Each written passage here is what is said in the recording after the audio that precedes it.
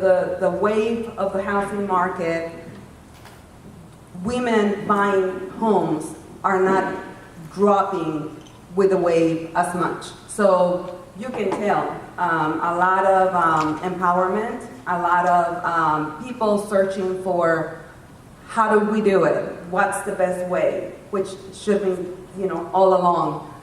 So you see the numbers increasing, and it's all about education. It's all about let's get everyone, and the young ones, it's like, don't think of getting married. You go and think of getting that feeling, just like when you move on your own and you rent the first apartment and you step in and you have that satisfaction. The same thing as when you own the first home or when you pay off the first home.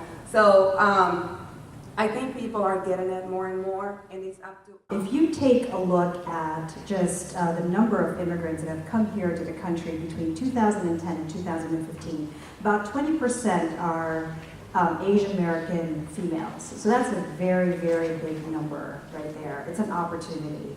And what's interesting is that immigration is propelled by not just family-based immigration, but also work-based immigration. So people, women from Asia are coming here to work.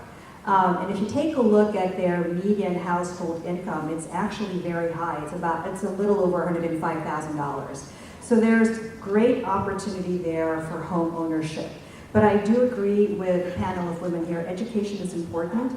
I think that there are a lot of Asian American potential home buyers out there that they don't realize that they're actually mortgage ready. They don't know that they're ready to buy a home. They're thinking of...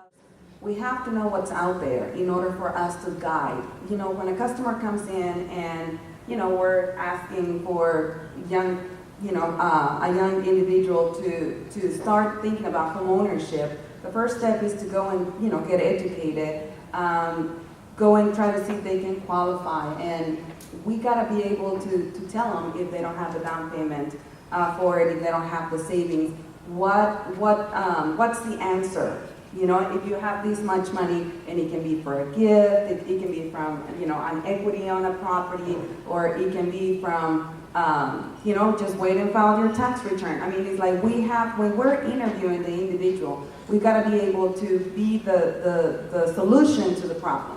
It's like we're there to solve. So if we don't have the right knowledge, then we're not doing our job. So just like I said, like a consumer, everybody has to be educated all around.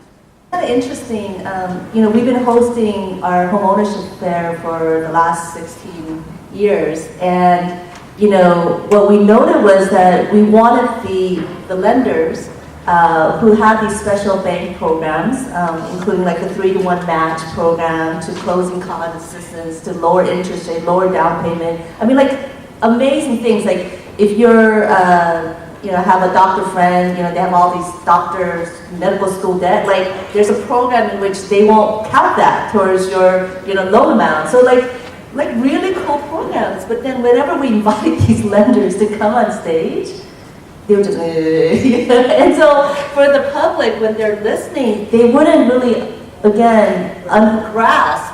And so this year, what we decided to do was tweak it a little bit. And so we did invite them back on stage, but then I would highlight, like we say, soft landing. Did you guys hear that? This is free money, the